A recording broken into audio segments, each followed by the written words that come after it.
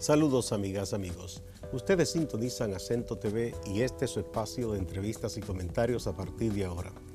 Recuerden ustedes que nos están sintonizando en el canal 38 de Claro TV, en los canales 39 y 439 de Altiz y en el canal 41 de Star Cable de Santiago de los Caballeros. También en las páginas acentotv.do y acento.com.do. El tema de este día, a partir de ahora, Guido Gómez Mazara, demanda contra jueces del Tribunal Constitucional. Vamos a hablar con el doctor Guido Gómez Mazara, dirigente del PRD, profesor y un analista político también muy reputado, sobre este paso que él decidió dar junto con otros compañeros de su partido. Sobre ese y otros temas. Vamos primero a una brevísima pausa antes de empezar el diálogo.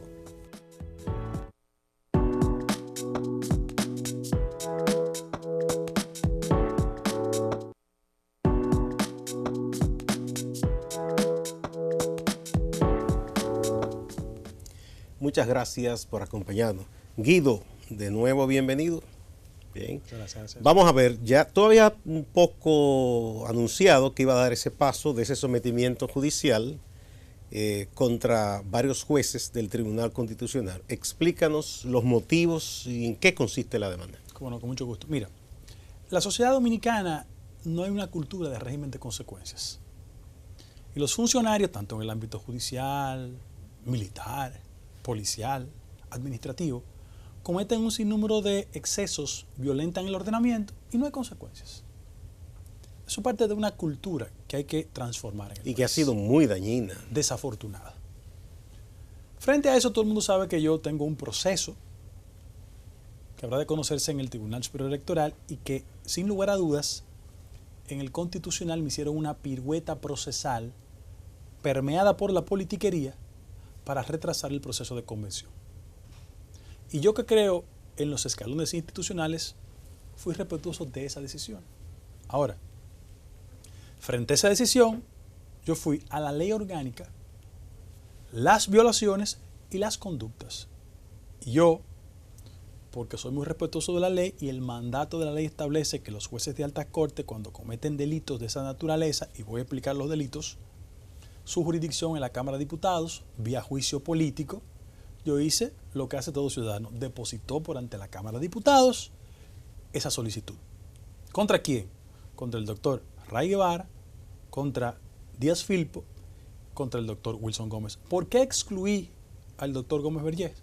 Porque aunque él era parte del proceso, fue sustituido y el factor edad ya lo excluye de cualquier tipo de persecución. Para que la gente entienda, nosotros le habíamos solicitado inicialmente al Tribunal Constitucional, que está compuesto por 13 miembros y la mayoría precaria es de 9, que en el proceso que tiene que ver con el Partido Revolucionario Dominicano, en el que yo estoy involucrado, se inhibieran 3 jueces. ¿Quiénes eran? Díaz Filpo, Milton Ray, Gómez Vergés. ¿Por qué ellos 3? Ahí voy a la explicación. Porque ellos, aunque técnicamente en el ámbito de lo constitucional no existe el recurso de la recusación, sino de la inhibición, existían causales, como lo voy a demostrar, que le inhabilitaban en el proceso de participación. ¿Por qué? Y ellos debían entonces automáticamente inhibirse. ¿Por qué? El doctor Ray Guevara, bueno, en la imagen del pacto de las corbatas azules, el que aparece entregando el documento es Milton Ray Guevara, que fue senador del PRD, que fue un activista importantísimo del sector de Miguel Vargas, como Díaz Filpo, como Víctor Gómez Vergés. Yo quiero recordar que el doctor Víctor Gómez Vergés fue candidato de una alianza. Candidato a senador por la provincia de Santo Domingo. Y el doctor Díaz Filpo fue diputado, presidente de la sala capitular, un activista importante del sector de Miguel Vargas. ¿Cuáles son los lazos causales? Bueno, la esposa de Milton Ray Guevara, actual, Joana Monagas Espinal, es asesora jurídica de la Cancillería, una causal, porque se presume que el presidente del tribunal no es un ente independiente cuando está conociendo de un proceso en el que su esposa es la inferior jerárquica del caso que él tiene a mano, una causal. Y bueno, y Sigo. el canciller, precisamente, es una persona que está en la presidencia del partido. Claro. Y que es el líder de Ray Guevara. Claro. Segundo lugar, la ley orgánica del Tribunal Constitucional establece que la condición de jefatura de gabinete tiene que ser por concurso. El doctor Ray Guevara designó a Johanna Monagas Espinal, su esposa, directamente violando la ley. En ese mismo orden, lazos. Gómez Reyes no podía participar en el proceso porque su hijo, producto del acuerdo que hay PRD-PLD, es funcionario del gobierno y fue vocero fundamental de Miguel Vargas Maldonado. Es decir, él iba a opinar en un proceso de una persona que está conectada con el caso que él tiene pendiente. Y en el caso del doctor Díaz Filpo, debo decir que su hijo es viceministro de la Juventud, producto del acuerdo, y jefe de la Juventud de Miguel Vargas. En ese marco hay violaciones evidentes. Peor aún, la ley orgánica establece que frente a los recursos de solicitud de inhibición, es el pleno del tribunal que debe conocerlo. Y tenemos constancia que nunca el pleno del tribunal conoció. Peor aún, 4 jueces decidieron abstenerse, no participar. ¿Cuáles fueron esos? Magistrado Castellano, Leida Margarita Piña, Katia Miguelina y el doctor Hermógenes Acosta. Esos 4. 4 gente que conoce de derecho. Cuando tú le restas a 13, 4, tú haces 9. Y ellos construyeron una minoría precaria y si le daban seguimiento a mi solicitud de inhibición, nunca podían ser 9, tenían que ser 6. Y esos números no le daban para hacer una mayoría y mandarme a revisión al Tribunal Superior Electoral. Y no obstante la solicitud, lo hicieron en franca violación a la ley. Peor aún, ¿qué dice la ley orgánica? Que si bien es cierto la inhibición es facultativa de los titulares, cuando concurren razones que en el derecho común validan la recusación, automáticamente tiene que inhibirse. Porque yo quiero, repetirlo para que la gente lo entienda, aunque es muy técnico, los niveles de complicidad que subyacen en la estructuración de todo este proceso de alta corte tienen el común denominador de que la cuota de repartición política de distribución afectan el buen funcionamiento del proceso. Yo voy a dar este testimonio. Dios es testigo y Él está ahí. Jotin Curi, hijo, que votó en contra mía en ese proceso, me confesó que fue seducido, convencido, para garantizarle una pensión en función de cuáles eran sus expectativas, siempre y cuando votase a mi favor. Me lo dijo, lo juro por Dios. ¿Cómo? Jotin Curi, hijo. Y quien anduvo en esa actitud es Rafael Díaz Filpo, un activista público de Miguel Vargas. Entre los elementos que depositamos por ante la Cámara de Diputados es una fotografía de Díaz Filpo en un acto de Miguel Vargas. Nosotros tenemos la fílmica del 5 de julio en la Catedral Primada de América, donde el doctor Díaz Filpo, siendo juez del tribunal, fue a la misa del PRD. La gente puede creer que son acontecimientos aislados. No, forma parte de una cultura que hay que destruir porque la gente no puede seguir asistiendo formalmente a la justicia y elementos subterráneos impidiendo una sana administración de los procesos. Y yo aspiro y espero que en la Cámara de Diputados yo le entregué toda la documentación. Es que está documentado, no hay invento, es documentado. Se lo entregué al vocero del Partido Reformista, al vocero del PRM, a don Fidelio Despradel, a Fidel Santana y a un sinnúmero de diputados para que vieran cuáles son los elementos. Bien, entonces, ya tú hiciste diste ese paso de depositar en la Cámara de Diputados. Tú aspiras a que esos jueces sean sometidos a juicio político. A juicio político. ¿Cómo opera esa figura según nuestra Constitución, verdad? Sí. Literalmente lo que pasa es lo siguiente. Se coloca una agenda. La agenda la arma la presidencia de la Cámara de Diputados. Cuando lo colocan como tema de agenda, se debate el tema. Si una mayoría está convencida de que es correcto los elementos que yo he depositado, y ahí están los elementos, lo envía al Senado de la República y ahí se organiza el juicio político. El juicio, como se hizo con la Cámara de Cuentas. Sí, hay un precedente. Cámara de Cuentas. Sí. Y la gente sabe cuáles fueron los resultados. Una destitución. Bueno, creo que fue uno que destituyeron, los demás fueron renunciando todos. Sí, pero uno a uno. El hecho práctico fue que Que el juicio salieron, político se celebró. tuvieron que y dejar el ellos salieron. cargo. Bien. Bueno, ¿cuándo tú sabrías si se le va a dar curso a tu solicitud? Yo le voy a dar un plazo de 15 días 15 días. para reiterar frente a la Cámara de Diputados nuestra solicitud, mediante acto o algo así. Sí. Bueno. Mientras tanto, tú cuentas por lo menos con esos diputados a los cuales tú le entregaste el documento. No, hay un diputado que yo le entregué eso y se espantó. Se asombró. Porque mira lo que pasa, mi querido amigo. Aquí hay un proceso, y yo te agradezco a ti y a todos ustedes aquí. Aquí hay un proceso de mucha complicidad. Es decir, en cualquier país del mundo un acontecimiento así es estremecedor. Implica la salida automática de los jueces. Pero aquí, desde el Tribunal Constitucional, por los recursos que maneja, existe todo un tinglado de complicidad que frente a acontecimientos como eso nunca son motivo de noticia. Inclusive, yo viendo documentación del Tribunal Constitucional, yo encontré contratos extraños. Doy un ejemplo. Eduardo Jorge Prat tiene un contrato en el Tribunal Constitucional. Tú dirás, bueno, tiene derecho, sí, pero Eduardo Jorge Prat es la persona que litiga en el tribunal en favor de la causa de Miguel Vargas. Sé que hay un conflicto Y peor de aún, intereses. el contrato que él tiene en el Tribunal Constitucional es para defender a Milton Ray Guevara por un recurso en el Tribunal Superior Administrativo. Y tú dices, ven acá, si este abogado es tu defensor en un caso en el Tribunal Superior Administrativo, por un problema ético, tú no puedes participar en las deliberaciones. No, él participa y vota. Y votó en contra de nosotros. Obviamente. Y ese contrato yo lo he enseñado. Y cuando se lo he enseñado a la gente me dice, no, pues yo no puedo creer esto. Bueno, por eso existe. Bueno, porque aquí hemos asistido ya hace muchos años a ese nada importa y nada, la gente se salta las reglas, las normas, los principios éticos y todo vale. Y eso es muy dañino. Quizás haría muy bien a los diputados, aunque no sean de tu partido, Sí.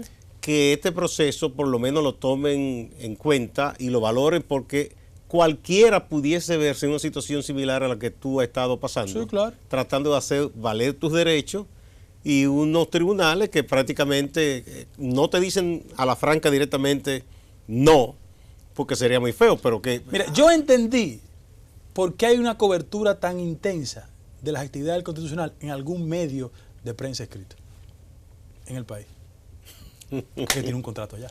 Entonces tú vas organizando a la gente y dices, oh, estas son las causas ocultas que motivan coberturas. Porque ese régimen de complicidad en el país hay que desmantelarlo, hay que evidenciarlo para que la ciudadanía tenga acceso a otro tipo de información. Claro.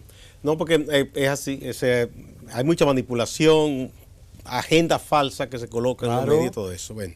Bueno, por otro lado, ¿cómo marcha tu lucha por lo del PRD en sí, de que se celebre una convención como debe ser? Bueno, el Tribunal Superior Electoral conocerá 31, hoy, el fondo. Es un fondo muy elemental, donde yo recibí votación 4-1. Para que ustedes vean la manipulación de la política, yo gané hace 11 meses el derecho de ir a convención y que los estatutos le disolvieran las facultades plenipotenciarias a Miguel Vargas. Bueno, hace 10 meses para 11 que yo gané. Y usaron como ardid sus relaciones políticas en el Constitucional para retardarme el proceso. ¿Por qué? Porque este es un año donde en la medida que incidentan el conocimiento del fondo, hacen coincidir los plazos establecidos por la ley de partidos. Y lo que quieren es una combinación truculenta al margen de los procedimientos democráticos. Para que después tú no puedas hacer nada. Para que la fuerza de la política se imponga sobre el derecho. ¿Qué acontecimiento orquestan esta semana? La IES aquí. Convocan una actividad no del todo inocente de la Internacional Socialista en el país para mandarle una señal al Tribunal Superior Electoral diciéndole, miren, nosotros tenemos el empoderamiento, el respaldo del poder, y por vía de consecuencia ustedes tienen que decidir en favor del interés político, no jurídico. Mira qué irónica es la vida. Yo celebro las actividades de la IES, todo el mundo sabe lo disminuido que está la Internacional Socialista con respecto a hace 25 o 30 años, es un club de amigos. Y yo, por ejemplo, escucho a los dirigentes de la IES preocupados por el autoritarismo en Venezuela y por la expulsión del Frente Sandinista de Liberación Nacional. Bien, perfecto. ¿Ustedes están preocupados por el autoritarismo de Maduro en Venezuela? Yo también. Y el autoritarismo de Miguel Vargas en el PRD, que no hace convención, que le entra a tiro a sus competidores. ¿Es autoritarismo también? información. Luis Ayala, el secretario general de la Internacional Socialista, tiene, Gustavo, 37 años en el cargo. Ese es el de México. No, él es de originalmente chileno. Chileno. Tiene 37 años en el cargo. Por ejemplo, ellos expulsaron al Frente Sandinista de Liberación Nacional como partido, que es una aberración, porque no hace convención interna, porque los candidatos lo imponen. Pero el sandinista, no, pero aquí el PRD lo hace. Tú ves qué irónica es la vida. Así es. O sea, oscuridad en la casa, pero luz en la calle. Así no puede ser. Sí, bueno. Entonces, hoy precisamente que es jueves 31, la decisión del tribunal, habrá una decisión. Con mucha fe, convencido. Yo no conozco un tribunal que se desdiga 4-1 y sé todas las manipulaciones que han hecho. Mira, yo sé al suplente que han tocado para convencerlo. Redáctame un bajadero. Yo sé la campañita rastrera por abajo que han tenido contra el presidente del tribunal. Yo sé lo que están haciendo. Las puertas que han tocado. Yo sé todo. Pero hay una votación, 4-1. Sí. Este tribunal no es el que había antes. No, el que había obviamente. antes. Bueno, por otro lado, Guido, en la última ocasión que tú estuviste aquí, tú hablaste un poco de lo que ocurría en general en el país y tú decías que había un escenario que no facilitaba los propósitos de quienes, alrededor del presidente Medina y tal vez el propio presidente Medina, quieren buscar la forma de que él se repostule. De allí para acá han ocurrido muchas cosas. Hay un debate muy ríspido, muy cruento, digo yo, en el PLD. Un grupo de PLDistas el pasado domingo, de la gente de Leonel Fernández, denunció que venía una campaña sucia. Yo no sé si era que eso estaba preparado ya, o si es coincidencia, o si son otros sectores por un poco lanzar cizaña, pero salió otro vídeo del infame Quirino, ¿verdad? Y lo que quizás iba a estar raro ahí es que no solo mencionó a Leonel, sino que él mencionó a Hipólito. Hipólito ha confirmado que sí, que se reunió. ¿Qué lectura tú le das a esos hechos? Gustavo, los dominicanos estamos asistiendo a un proceso de degradación de la práctica política en el país. Y se está tan imbuido en esa dinámica que no nos damos cuenta que al final de la jornada es el caldo de cultivo para estimular un gran vengador social que se lleve de paso todo el sistema de partidos y que la cura termine siendo peor que la enfermedad. ¿Cuál fue el problema? Que en el PLD los resultados de campañas rastreras fueron de mucha satisfacción para ellos, porque utilizaron una instancia pivot cercana al PLD que se ha caracterizado en los últimos 20 o 30 años por un discurso en que todos estamos de acuerdo. O sea, yo pienso que hay que perseguir el narcotráfico con energía. Lo que estoy totalmente en desacuerdo es en partidarizar la lucha respecto al tema del narcotráfico. Y yo, para hacer una contribución a la objetividad, hablo de cifras estadísticas. Si en los últimos 20 años hay un incremento significativo de la actividad del narcotráfico, ¿quién ha gobernado más? ¿De quién es la mayor responsabilidad? Además, pero además que si la tesis, el líder de ese partido estuvo dirigiendo una de las instancias principales que tiene que ver con la política sobre el narcotráfico. No, pero si el argumento ha sido que el incremento del narcotráfico es conexión de actividades ilícitas con el consentimiento del poder, son otros cantados en el poder. O sea, yo le estoy comprando el argumento que han usado históricamente. No, yo te entiendo, pero es lo irónico. De Además, hecho, hubo uno de sus dirigentes que fue apresado por narcotráfico, un regidor. Sí. Y quiero dar esta información. Cada vez que eso surge, yo recuerdo al doctor José Francisco Peña Gómez. La sinvergüencería, la competencia canallesca, irresponsable, y de gente como Milagros Ortiz Bosch. A Hipólito lo acusaron de subirse a un avión del Chapo Guzmán. Yo nunca he visto droga en mi vida. Y me hacían campañitas. Es decir, el hecho de que comenzaran a narcotizar el debate político, mira cómo ha terminado. Imposibilitando que toda la sociedad en su conjunto se suma a una lucha que es justa, es responsable y hay que combatirla. No, y lo de las fotografías, que sí, claro. Ya no hablan de eso porque yo creo que ha habido muchas fotografías de muchos políticos con mucha gente. Pero ¿qué carácter incriminatorio tiene una fotografía? No tiene, Gustavo, pero se usaba perversamente. Claro, yo te voy a dar un ejemplo mío de Guido Gómez Mazara. Yo nací en un sector popular que se llama Ciudad Nueva. Ese es mi barrio. Yo me siento orgulloso de eso. Cuando yo voy al barrio, yo me junto con toda clase de amigos. Los que se quedaron en el barrio y no dieron el salto. Los que dimos el salto, pero vuelvo con mucho orgullo al sector. Yo no soy garante de la conducta de... Ni puede serlo. Ni de mis hijas. Porque tú no eres rector moral de la sociedad. Ni de mis hijas. Entonces hay mucha manipulación. Ahora, cada vez que abordemos el tema, vamos a las estadísticas. ¿En qué gobierno se ha incrementado o no? Ahora, yo sería un irresponsable si vengo aquí a calcar el argumento vil que usaron contra mi partido, ahora no. Yo creo que la lucha contra el narcotráfico es una lucha de todos y de reducir la posibilidad de que en los espacios de participación partidaria dinero sucio entre. En el caso del PLD, si mi abuela estuviera viva, diría que ellos son blancos y se entienden. ¿Qué pasó? Que como ellos se conocen los niveles de operatividad sucia, fueron habilidosos y se adelantaron. Quiero decir, nunca segundas partes fueron buenas, pero el expediente de Quirino fue utilizado hace 4 años ya. Se presume que en esa capacidad de invención deberían crear otro argumento u otro recurso, no ese. ¿Qué yo quiero decir con esto? Que qué penoso que en el marco de la competencia interna de los partidos, hablo en plural, de los partidos, esos ingredientes se incorporan. Yo quiero decir lo siguiente aquí con la responsabilidad que me caracteriza. No es verdad que Leonel Fernández es narcotraficante, eso no es verdad. Eso no es verdad. Como no es verdad que Hipólito Mejía se montó en un avión del Chapo Guzmán. Como no es verdad que el incremento de las actividades del narcotráfico en este gobierno sea responsabilidad de Danilo Medina. No es verdad. No es verdad. O sea, tenemos de una forma u otra que contribuir a un ejercicio de adesentamiento de la práctica partidaria. Y el que tenga vínculo con eso, que lo sometan a la acción de la justicia, con responsabilidad. Porque bueno, ahí, vamos a poner un ejemplo, ¿verdad? En Estados Unidos hay momentos que hay olas de droga que toman las calles de Los Ángeles, de Chicago, de Nueva York. ¿Vamos a culpar de eso a la Casa Blanca? imposible. Ni al alcalde, ni al gobernador. La verdad, Gustavo, es que después que el concepto de Guerra Fría disolvió las etiquetas del comunismo, el narcotráfico ha sido un instrumento que se ha mal utilizado en la lucha política. No es un fenómeno local, ¿eh? No, es mundial. Es un fenómeno de todo el continente. Igual que el tema migratorio, sí. El tema hay picos de los derechos LGTB, derechos de las mujeres, y yo pienso el tema verde. Mira, hay un caso que yo lo quiero ilustrar. Orlando Hernández es el actual presidente de Honduras. Su hermano está condenado por una corte federal en los Estados Unidos. ¿Eso implica que él sea el responsable? Yo creo que no. Ni un hermano de Clinton que hizo 1000 diabluras también. Claro. Entonces, sí.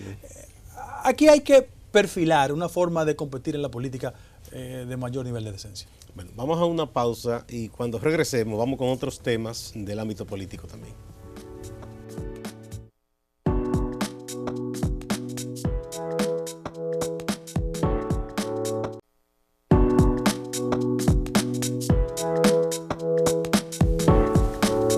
Muchas gracias por continuar a partir de ahora. Guido Gómez Mazara, dirigente del PRD, está con nosotros.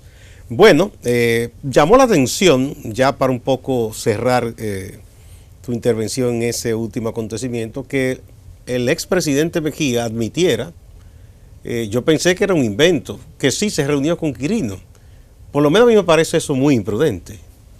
Mira, yo conozco a Hipólito perfectamente. El cariño de siempre, la gratitud de siempre. Yo siempre he dicho que yo le agradezco de pie, nunca de rodillas.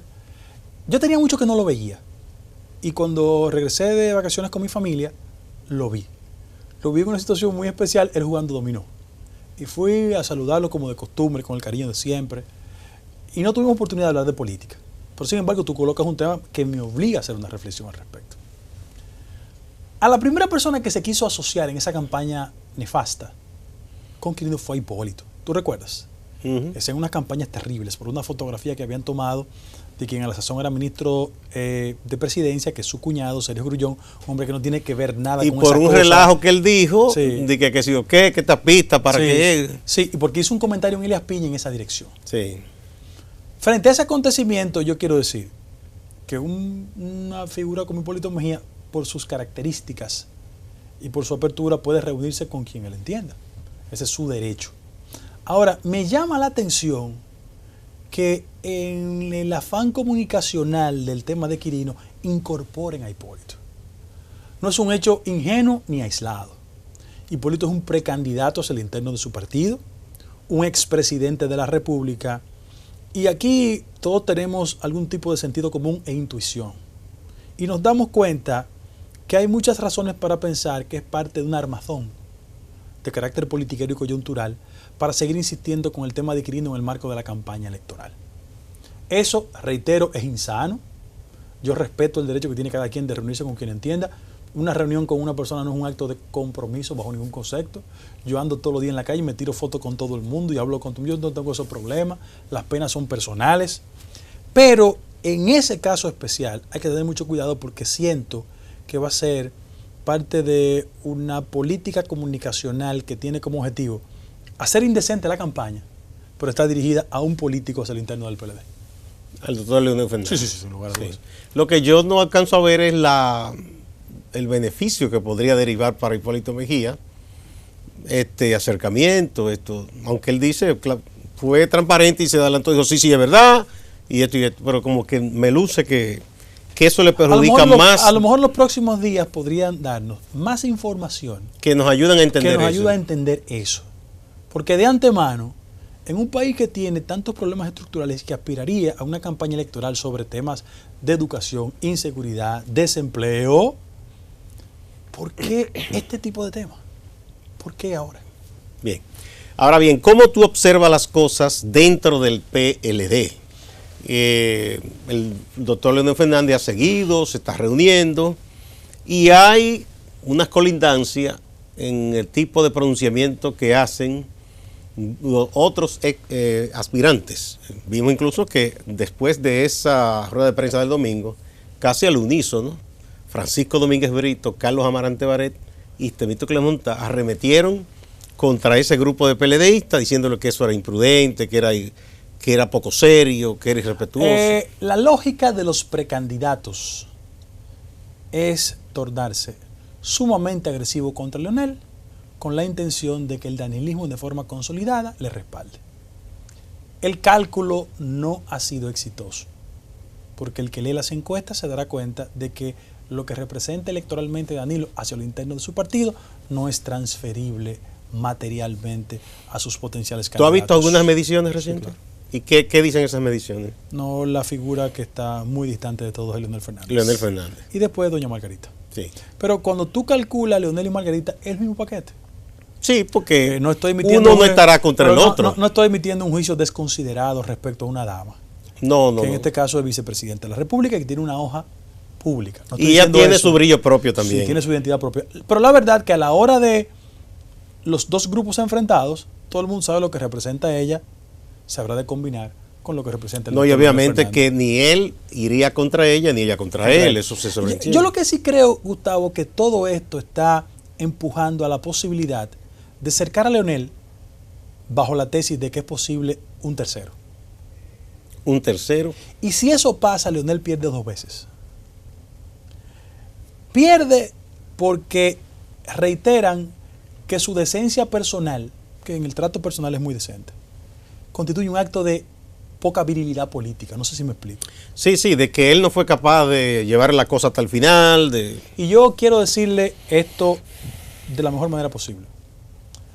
La sociedad dominicana es una sociedad políticamente fálica. Si me permite lo explico. Hay momentos en la vida de un hombre público que cuando no es capaz de demostrar con responsabilidad su energía, lo liquidan. Ejemplos que sobran. El dirigente político de derecha, conservador, que en el ámbito del balaguerismo acumuló mayor potencialidad de sustitución, se llamaba Fernando Álvarez Bogar. Egresado de la Universidad de Columbia, ministro de Agricultura, jefe del CEA, y le pasaron dos cosas terribles. Lo subieron a un helicóptero y lo obligaron a renunciar a una vicepresidencia. ¿Tú recuerdas? Sí, fue un secuestro que le hicieron. Sí. Bien, propusieron a firmar. Sí. Y frente a una confrontación interna con Balaguer, Balaguer le dijo, si toca esa tecla te hunde. Se quedó callado y sus posibilidades se disolvieron. Un ejemplo. En el año 86, cuando la ira pública contra el doctor Jorge Blanco marcó a funcionarios, y muchos de ellos sin la energía ni responsabilidad y con la cobardía, se fueron del país. José Michelén, por ejemplo. Atuey de Cans convocó a todos los medios y con una mecedora se sentó en la puerta de su casa y dijo, vengan a buscarme. ¿Qué pasó con Atuey? Nadie lo fastidió. No hay Flor Estrella. Rafaelito Flor Estrella, Dios lo tenga en gloria, mi buen amigo. Se fajó a pelear. No aceptó un indulto de Balaguer. No aceptó un indulto de Balaguer. Muestras. Después Juan Bosch lo mandó a buscar para ingresarlo directamente al PLD. el doctor Vincho Castillo se asoció al PLD, renunció. Le dijo que él no aceptaba eso. Bosch lo distinguió, Sí.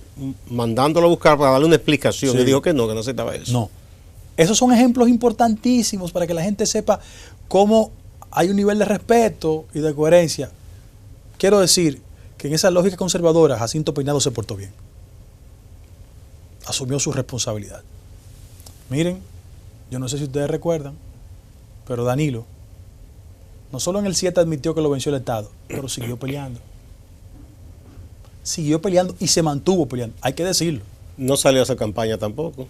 Él sí mostró el voto y votó por su partido. Y votó por su partido. Pero no se Pero doblegó. cuando después, desde que el mundo es mundo, después el primero viene el segundo, se fajó a pelear y demostró que podía ganar. Porque mira cuál es el problema del PLD actualmente. Las mismas razones que condujeron a Danilo a ganar como candidato en el 12 y hacer inviables los proyectos que desde el poder se alentaban, son las mismas razones que dan motivo para que Leonel sea el candidato ahora. Es que en el 12 los PLDistas entendían que el único instrumento que hacía una competencia decente y con posibilidad de ganar era Danilo. Y ahora los números lo que dicen que entre los PLDistas el que acumula mayor energía electoral es Leonel. Pero la política es racionalidad, no es imprudencia. Y frente a ese acontecimiento, creo que el grupo de Danilo Medina está tensando tanto y tanto la situación. No se va a romper la soga, no se va a romper la soga. Pero va a generar tanta tensión de lo que yo he llamado la oficialización del pacto de la desconfianza. Yo te lo dije a ti. Era el pacto de tú la mantienes desconfianza. esa tesis y voy a escribir todavía. unos artículos sobre el pacto de la desconfianza. O sea, se va a dar al final ese entendimiento, pero van a quedar las cosas, las relaciones muy deterioradas. Sí, porque hay heridas que ya no curan. Quiero dar ejemplos. Mire, señores, usted puede en la lucha política ser intenso. Los temas familiares, respételo. Los hijos. Yo quiero decir aquí de manera pública, que usted puede decir lo que usted quiera, pero los últimos presidentes que ha tenido este país, sus hijos no son problemáticos. Los hijos de Hipólito se dedican al trabajo, son muchachos buenos, correctos. Felipe, Ramón Hipólito, trabajador. Carolina, y Lisa como hermana mía, Carolina también. Muchacho correcto de su casa. Ese muchacho hijo de Leonel fue un muchacho decente. Su hermanita creo que ni vive en el país y tiene una niña muy pequeña también. Las hijas de Danilo Medina son estrellas. Esas muchachas no se meten con nadie, usted no lo ve en problemas. De hecho, prácticamente no hacen vida pública. No, y eso es correcto. La esposa de Danilo es una estrella. Una persona muy correcta. Entonces, lo digo en ánimo de garantizar procesos de competencia hacia lo interno de los partidos y fuera de los partidos. Con decencia. Yo, todo el mundo sabe que soy una persona intensa contra Miguel. Intensa. Pero la gente me ve hablando con sus hijos y se queda extrañado. Los otros días estaba en un sitio y me quedé hablando con una hora con uno de sus hijos. Y la gente me pasaba por el lado y me miraba. Porque entendían que si ustedes se encontraban debían matarse. Pero que eso no es así. Además, ¿qué tienen que ver los hijos con los problemas y los conflictos que tenemos nosotros?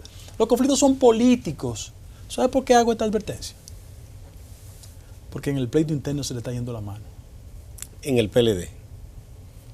Ya hay temas que rondan en lo privado, en lo familiar. Que no debe ser. No, hasta ahí no se puede llegar. Se lo dice una persona que es opositor, que ha recibido de usted todas las cargas retorcidas e intrigantes y cree que ese no es el método. Pero la lucha política no puede seguir por ese sendero. Bueno, tú has usado la expresión que el país puede caer en situación de que venga un vengador social. Que no es más que esos políticos que están apareciendo, que encantan, puede ser de derecha, de izquierda, arrasan con los partidos y conducen los países a situaciones indeseables. Lo hemos visto en países desarrollados y en países también no desarrollados. Claro. Aquí hay muchos ejemplos. Porque hay vengador social de izquierda y de derecha. No, y que no tiene que ver con desarrollo o subdesarrollo, aparece de todo. ¿Qué es Bolsonaro? Bolsonaro, bueno. ¿Qué es Bolsonaro? No, un vengador también, así, un hombre que era militar. ¿Qué fue Chávez en su momento? Fíjate los dos perfiles.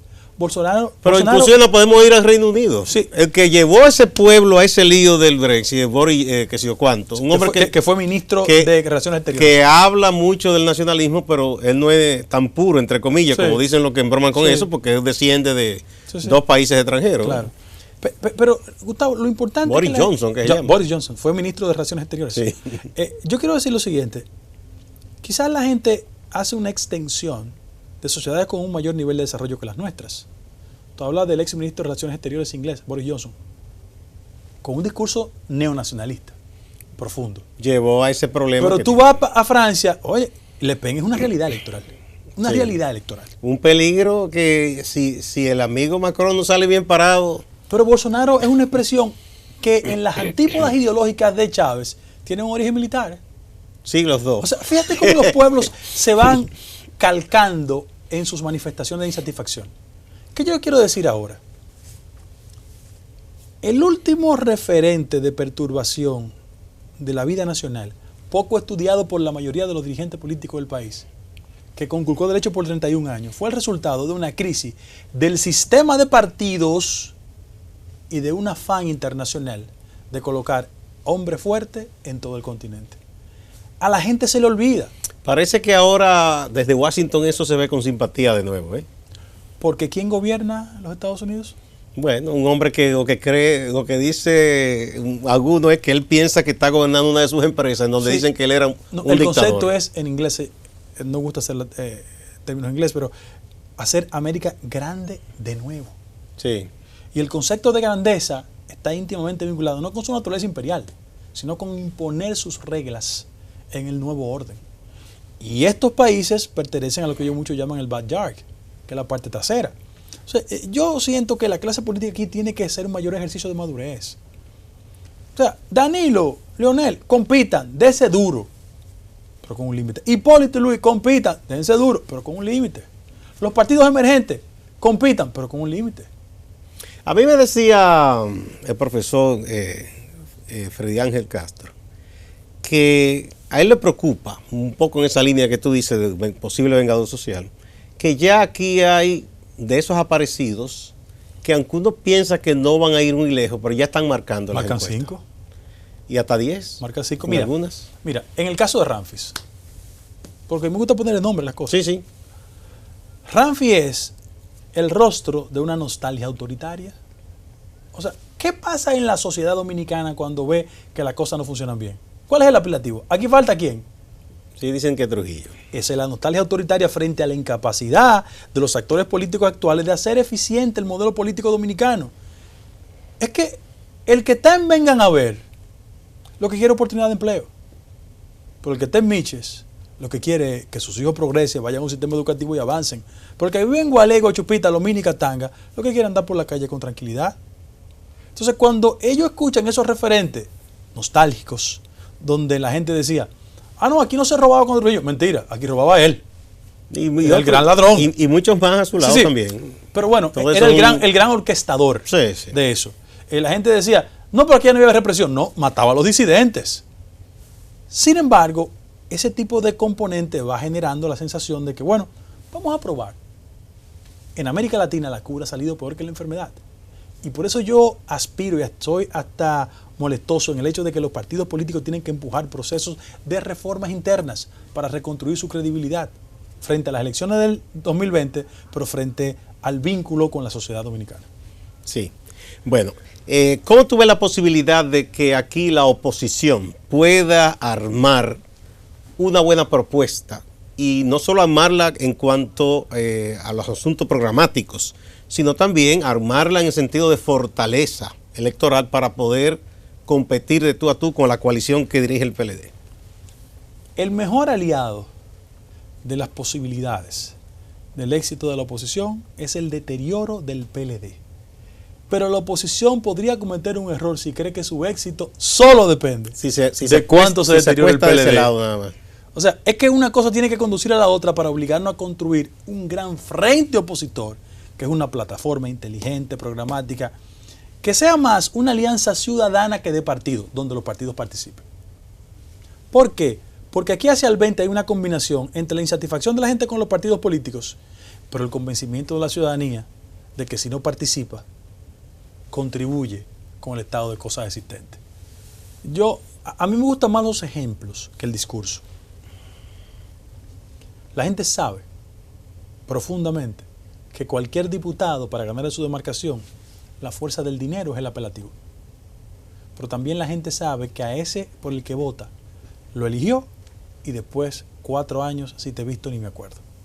Y cuando emerge en el sector el líder comunitario, el líder social, el líder religioso, ellos sienten un mayor nivel de aproximación. Ese que ha sido consistente, el costo de la campaña es mucho más bajito y mucho más efectivo en su condición de representante. Porque como tienen 25 años apostando al que da dinero, sin lugar a dudas no hay una conexión entre el reclamo del agua, de la seguridad, del servicio eléctrico, de la basura recogida. Mejoría de la vida. Sí, entonces por ahí hay que andar. Y a mí me llama profundamente la atención lo siguiente, lo voy a decir inclusive hasta con amargura. Hay un altísimo porcentaje de los políticos dominicanos con aspiraciones que están desconectados de la realidad del ciudadano de a pie. Y creen que la realidad de ellos es la realidad del ciudadano. Y en la medida que no sean capaces de incorporar la realidad del ciudadano a su plataforma política, seguirá la ciudadanía desconfiando de ellos. No soy tan amigo de recordarlo, porque es una persona que fue siempre bien venerada en mi casa, por Petro Macorizano, por antitrujillista y por una persona buena, que era el doctor Dato Pagán Perdón. Ah, don Dato. No sé si te dio clase en la universidad. No me llegó a dar clase, pero asistí a cursos que él impartía. Sí. Pero sus rivales intelectuales eran muy cínicos con Dato y le decían que don Dato era tan narcisista que cuando hablaba torcía la boca para escucharse primero. Era una forma de irrespetar. Había muchas anécdotas sí. de él. Sí. Entonces, la clase política dominicana tiene el síndrome de Dato Pagán Perdón. Porque el lenguaje que está hablando la mayoría de los dirigentes no es el lenguaje de la gente. Gustavo, aquí los muchachos que trabajan lo que quieren es llegar a las 10 de la noche a su casa y que la policía no lo pare y le quite dinero. Ellos lo que quieren llegar a su casa y tener energía eléctrica. Ellos lo que quieren llegar a su casa y tener un buen empleo. Ellos quieren llegar a su casa y que sus hijos tengan acceso a los materiales de educación.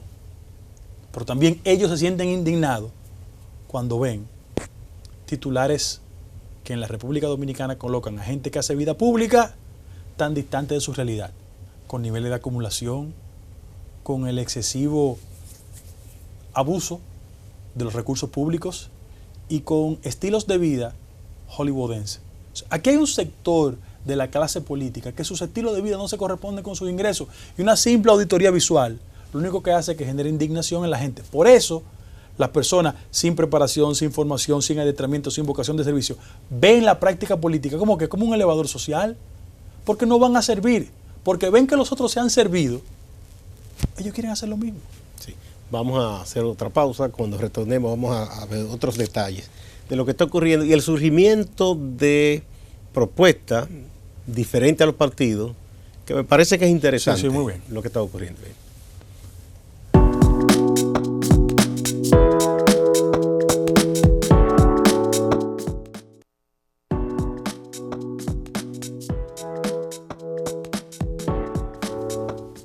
Muchas gracias por continuar en A Partir de Ahora. Estamos hablando de política con el doctor Guido Gómez Mazara.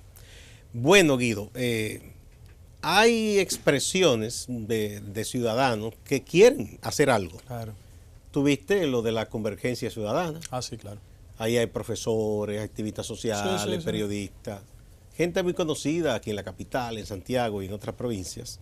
Pero también ya este fin de semana un grupo de muchachos y muchachas que uno los conoce porque han sido muy activos en los movimientos de protesta. Sociales, sí. Muchachos que me encanta su irreverencia, Claro. su entrega, que también quieren hacer algo. No, y la fortaleza de sus propuestas. Es decir, Sí. mira, primero, la razón no tiene edad.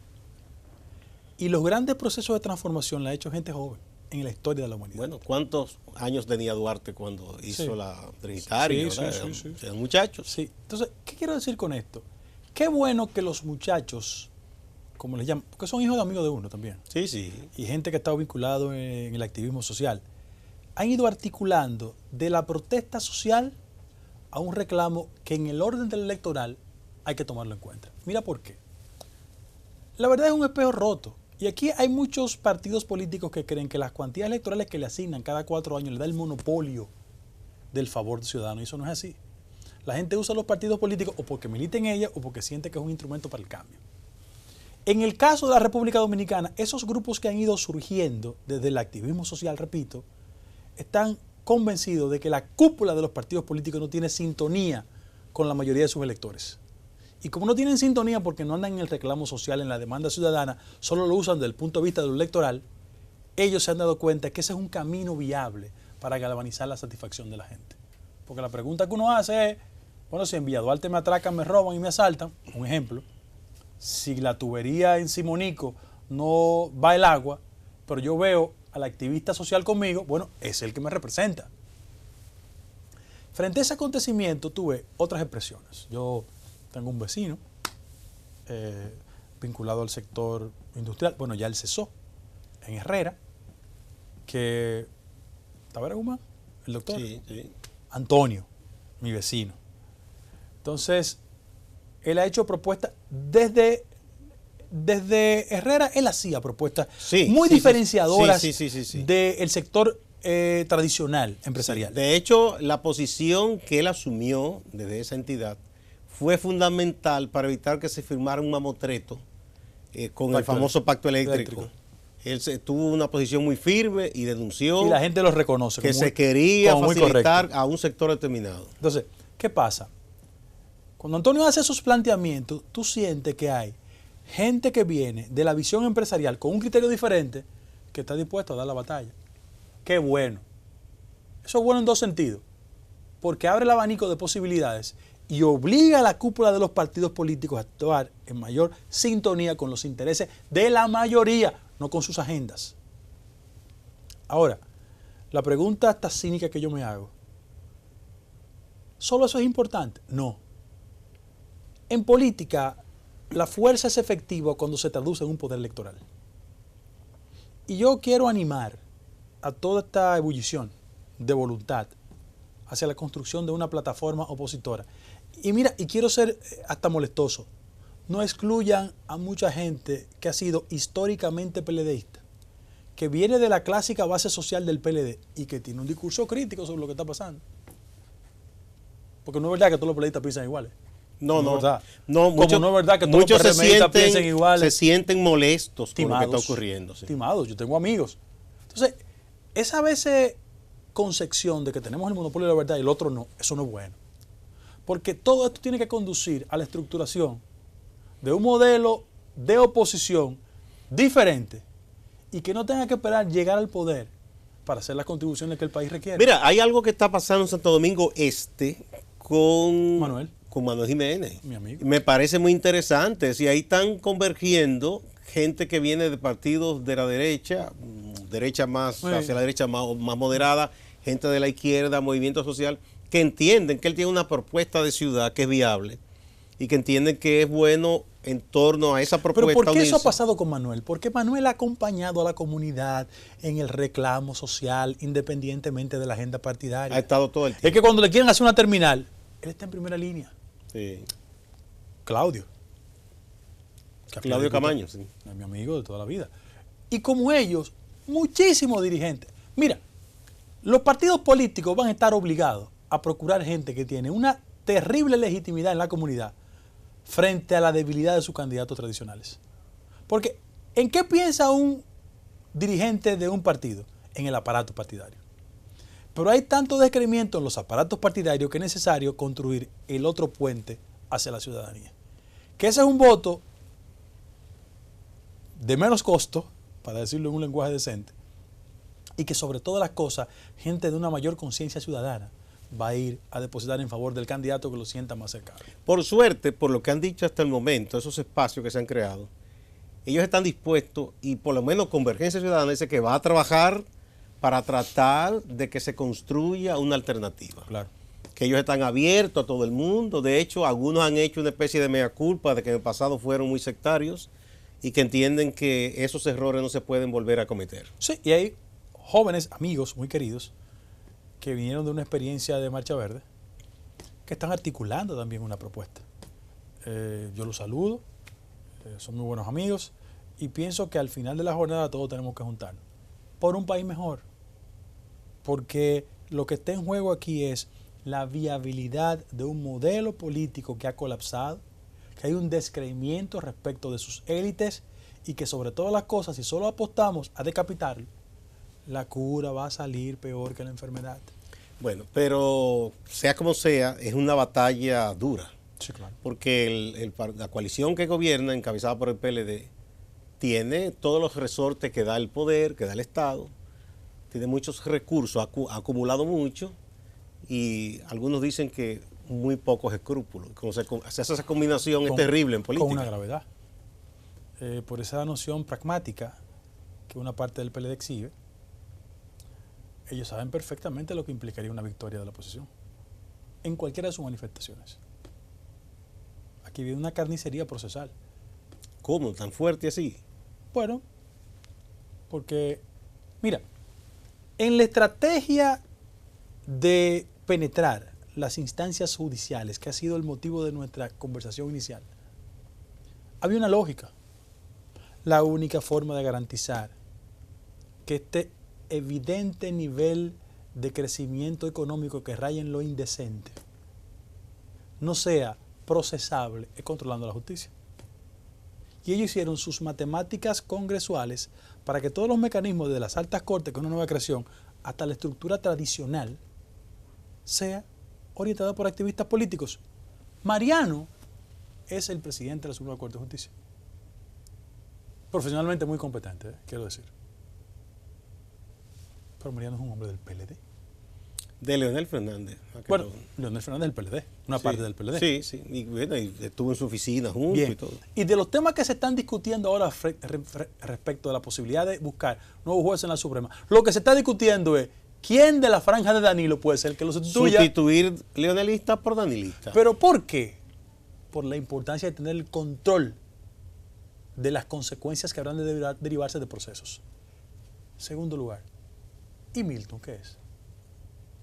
Un activista político. Fue senador, Sí, fue sí, ministro, sí, sí. fue embajador. Para que la gente entienda cuál es la gran batalla de nosotros y la resistencia de algunos sectores a dar apertura suficiente para que el sector justicia se maneje.